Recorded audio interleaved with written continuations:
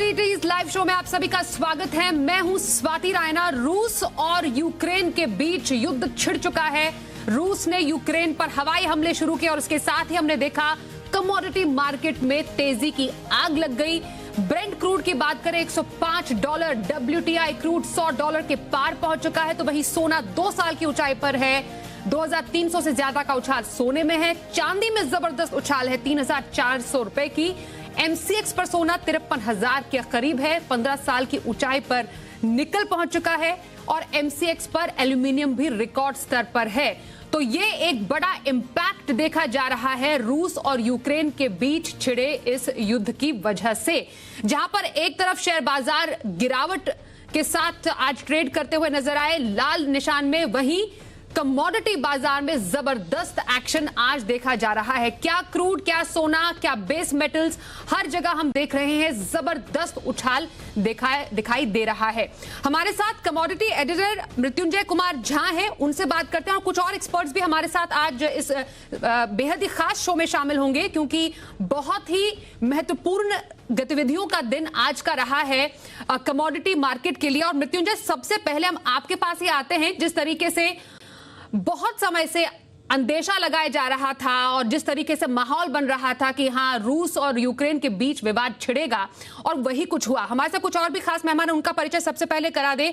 HDFC securities के तपन पटेल हमारे साथ है, IIFL सिक्योरिटीज के अनुज गुप्ता भी हमारे साथ है, मेटल फोकस है हर्षल बारोट, और कामाख्या जूल्स के MD मनोज झा हमारे साथ है। आप सभी का बहुत स्वागत है कमोडिटी लाइव शो में। और मृत्युंजय, जैसा मैं शुरुआत में कह रही थी कि कमोडिटी मार्केट में तेजी की आग लगी हुई है, फिलहाल ये स्थिति आप कैसी देख पा रहे हैं? देखिए स्वाति, बिल्कुल आपने ठीक कहा, और पहली बार ऐसा हुआ है कि इतनी बड़ी तेजी में कोई खुशी नहीं है। इसलिए नहीं हो रही है क्योंकि आप बताया कि जिस तरह से मतलब इससे तेजी शब्द जो है आज की रैली के पीछे बहुत छोटा पड़ जाता है। मार्केट में क्या आज मतलब धमाल किया है, और धमाल इन द सेंस में कि आप देखिए कि दोनों क्रूड 100 के ऊपर है, गोल्ड 2300 रुपए तक बढ़ चुका है, चांदी में भयंकर तेजी है। लेकिन ये तेजी इसलिए भी खुशी वाली बात नहीं है कि जब मार्केट बहुत ही रफ्तार से ऊपर जाता है, बहुत तेजी से छलांग लगाता है, तो इसी तेजी से गोता लगने की भी आशंका मार्केट में ज्यादा होती है। क्योंकि हम सब जानते हैं कि मार्केट में ये भूचाल क्यों आया है। जिस तरह से रूस ने हमला कर दिया यूक्रेन के ऊपर, तो ये पैनिक रिएक्शन है मार्केट का आज की तेजी का। चाहे वो गोल्ड हो, चाहे वो क्रूड हो, चाहे वो सिल्वर हो, चाहे वो मेटल हो, इसका कहीं से भी दूर दूर तक कोई बड़े फंडामेंटल से लेना देना नहीं है।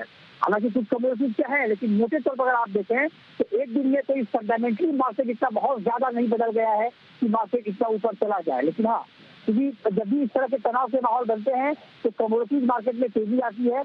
और एक एक कमोडिटी की अगर आप बात करें तो जैसे अगर हम गोल्ड की बात कर रहे हैं तो गोल्ड में हमेशा से ये होता आ रहा है कि जब भी दुनिया के आर्थिक हालात खराब हो, चाहे राजनीतिक हालात खराब हो, तो सुरक्षित निवेश के तौर पर लोग गोल्ड में कूद पड़ते हैं और गोल्ड में पैसा लगाते हैं, गोल्ड के दाम बढ़ जाते हैं। लेकिन बड़ा सवाल यह है कि जब ये तनाव थोड़ा कम होगा, इससे लेकर कुछ बातचीत होगी, तब इस बात की पूरी संभावना होगी कि गोल्ड उसी रफ्तार से एक बार नीचे भी आ जाए, क्योंकि फिर लोग गोल्ड से पैसा निकालकर इक्विटी मार्केट की तरफ चले जाएंगे। और खुश नहीं होने की पीछे ये भी एक बड़ी वजह है। हाँ, जहाँ तक सवाल क्रूड का है तो क्रूड के लिए बहुत जायज वजह है। जायज वजह यह है कि रूस बहुत बड़ा प्रोड्यूसर है कच्चे तेल का, और नॉन ओपेक देशों में सबसे ज्यादा उत्पादन करता है कच्चे तेल का, और यूरोप को रूस तेल और गैस का सबसे बड़ा सप्लायर है, सबसे बड़ा सप्लायर है। लिहाजा अगर रूस और यूक्रेन में युद्ध छिड़ गया जिस तरह से भी, अब अगर वहां से सप्लाई बाधित हो जाती है ग्लोबल मार्केट में, तो सप्लाई के फ्रंट पर एक बड़ा कंसर्न आएगा और क्रूड के लिए वाकई बहुत चिंता की बात होगी। और इस हिसाब से अगर आप देखें, जिस हिसाब से खबर आई है उस हिसाब से मार्केट ने रिएक्ट नहीं किया है। मार्केट ने बहुत मैच्योर रिएक्शन दिखाया है। नहीं तो बहुत सारे एक्सपर्ट कह रहे हैं कि युद्ध के बाद तो कच्चे तेल को एक झटके में $20 तक बढ़ जाना चाहिए था, लेकिन मार्केट में उसकी तेजी नहीं आई है। वो तेजी इसलिए नहीं आई कि मार्केट वेट एंड वॉच में है कि कहीं आगे हालात कुछ बेहतर तो नहीं हो जाएंगे, क्या कुछ आगे बातचीत तो नहीं हो जाएगी, या सप्लाई घटने की जितनी आशंका जताई जा रही है शायद उतनी ना घटे तो भी मार्केट को रिलीफ होगा। दूसरी बड़ी बात है कि ईरान से बातचीत चल रही है अमेरिका की, उस फ्रंट से कुछ खबर आ जाएगी तभी मार्केट को थोड़ी राहत मिलेगी। इन सब तमाम बातों के ऊपर एनर्जी मार्केट की नजर है और उसके हिसाब से एनर्जी का मार्केट रिएक्शन दिखा रहा है। लेकिन जाहिर तौर पर ऐतिहासिक दिन है आज मार्केट के लिए, चाहे वो इक्विटी हो, चाहे वो कमोडिटी हो। जबरदस्त तेजी, लेकिन इस तेजी पर जो दर्शक इस वक्त हमें देख रहे हैं, इस तेजी पर फिलहाल आप भरोसा ना करें तो ठीक रहेगा। ये बिल्कुल हमारे साथ खास मेहमान भी मृत्युंजय जुड़ चुके हैं। अनुज गुप्ता आईएफएल सिक्योरिटीज से हैं, मेटल फोकस से अर्शल बारोट है और कामाख्या जूल से एमडी मनोज झा है। जाहिर तौर पर उनसे ये बात जाननी बेहद जरूरी बनती है और मृत्युंजय मैं चाहती हूं कि आप भी इस बात को आगे बढ़ाएं और जैसा आपने इस पूरे माहौल को अच्छे से समराइज किया कि आखिरकार जो तेजी है और तेजी के मायने क्या है। अनुज जी से मैं शुरुआत करती हूँ, मृत्युंजय फिर आप आगे भी जरूर इसको बढ़ाइएगा कि ये जो जिस तरीके का तनाव का माहौल अनुज जी हम देख पा रहे हैं, कमोडिटी मार्केट में जिस तरीके का उछाल है, लेकिन इस उछाल के पीछे भी किस तरीके के मायने नजर आ रहे हैं, आपको ये पूरे तनाव को देखकर क्या आप इस पे सबसे पहली राय देंगे अपनी? देखिए ज्योति जी, स्वाति जी, देखिए मार्केट जो चला है ये एक पॉजिटिव टेरिटरी में चला है क्योंकि ये इवेंट फुल मार्केट रहा है और इवेंट की वजह से ही हमने एक तेजी बनते हुए देखी है। हालांकि अगर आप गोल्ड को देखेंगे तो पिछले एक महीने से इसमें धीरे धीरे एक पॉजिटिव ट्रेंड आता हुआ दिखाई दिया था। $1780 से उठता हुआ ये करीबन 1880-1900 डॉलर तक आ गया था, बट $1900 पर आने के बाद एक थोड़ा कंसोलिडेशन फेस में चल रहा था। बट जैसे ही ये वॉर की सिचुएशन बनी है, वॉर स्टार्ट हुआ है, तो इसमें एक अच्छा खासा ब्रेकआउट देखने को मिला जो कि ऊपर में करीबन $1970-1972 तक आ गया है। तो ये जो मोमेंटम आया है ये एक्चुअली इवेंटफुल है। बट अगर हम देखें तो कहीं ना कहीं क्रूड की जो तेजी रही है, इन्फ्लेशन कंसर्न जो रहे हैं, उससे भी कहीं ना कहीं ड्राइव हुई है।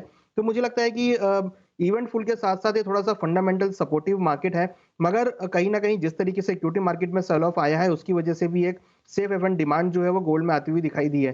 तो कहीं ना कहीं देखें तो जिस तरीके से इंटरनेशनल मार्केट में भाव बढ़े हैं, साथ में हमने डोमेस्टिक मार्केट के अंदर भी भाव बढ़ते हुए देखे हैं और गोल्ड के भाव करीबन 52 या 700 के आसपास तक आते हुए दिखे हैं। तो यहाँ पर करेंसी जो डेप्रिशिएट हुई है उसकी वजह से हमने डोमेस्टिक मार्केट में अच्छा एक अप्रिसिएशन आते हुए देखा है। हमें लगता है कि ये जो तेजी है ये अभी फिलहाल एक शॉर्ट टर्म के लिए रहेगी और आगे भी भावों में एक अपसाइड मोमेंटम रहेगा क्योंकि क्रूड की जो तेजी हुई है उससे कहीं ना कहीं इन्फ्लेशन यहाँ बढ़ा है और ये जो वॉर सिचुएशन है ये मुझे लगता नहीं कि अभी जल्दी से शॉर्ट आउट होती हुई दिखेगी। इसमें टाइम लगेगा और हो सकता है कि इन बिटवीन गोल्ड के भाव और ऊपर आते हुए दिखाई दें। बिल्कुल हर्षल जी, मेटल में हमने देखा चौतरफा तेजी है। निकल करीब 6% उछलकर 1960 रुपए के पार है। एल्यूमिनियम का भाव रिकॉर्ड स्तरों पर है। तो ऐसी स्थिति को अगर आप आसान भाषा में हमारे दर्शकों को बताएं, जिस तरीके के तनाव की स्थिति अभी है, तो क्या समझा जाए इससे? देखिए साथी, मार्केट में जैसे कि मेरी कॉलीग ने भी अभी बताया कि एक जो है जियोपॉलिटिकल टेंशन जो है फिलहाल सेंटिमेंट को ड्राइव कर रहे हैं, लेकिन उसके साथ साथ उसके जो इफेक्ट है वो दूसरे पार्ट्स ऑफ द मार्केट में, जैसे कि इसकी वजह से है कि फेड की रेट हाइक के ऊपर एक अनसर्टेनिटी सी आती हुई दिख रही है कि मार्केट में पहले एक्सपेक्टेशन थी कि शायद 5 में 50 बेसिस पॉइंट्स की भी रेट हाइक हो जाए, बट कहीं ना कहीं अब वो एक्सपेक्टेशन जो है बहुत ज्यादा कम हो गई है। तो अब 25 बेसिस पॉइंट की एक्सपेक्टेशन है और शायद अगर ये टेंशन और कंटिन्यू रहे तो शायद रेट हाइक की एक्सपेक्टेशन भी ना रहे। तो ये एक बहुत ही सपोर्टिव बात है प्रेशियस मेटल्स के लिए। दूसरा, क्योंकि एनर्जी प्राइसेस बढ़ रहे हैं, इसका इकोनॉमिक ग्रोथ पे भी इम्पैक्ट होता है और इस सिनेरियो में अगर सेंट्रल बैंक इन्फ्लेशन को कंट्रोल करने के लिए रेट हाइक्स नहीं कर पाती तो एक स्टैगफ्लेशनरी एनवायरनमेंट बनता है जो अगेन प्रेशियस मेटल्स के लिए बहुत ज्यादा पॉजिटिव है। तो आगे जाते हुए ये बहुत इंपॉर्टेंट रहेगा कि इसका ये जो इफेक्ट है जियोपॉलिटिकल इवेंट को कितना ज्यादा देर तक टिकता है एनर्जी मार्केट पे और इन जनरल कमोडिटी मार्केट पे, जिसके प्राइसेस ऑलरेडी कमोडिटीज की इस साल हाई रही है और इस टेंशन की वजह से अगर और प्राइसेस बढ़ती रहे तो इसका स्पिल ओवर इफेक्ट जो है मॉनेटरी पॉलिसीज में भी दिखेगा और सब एसेट प्राइसेस पे हमें देखने मिलेगा।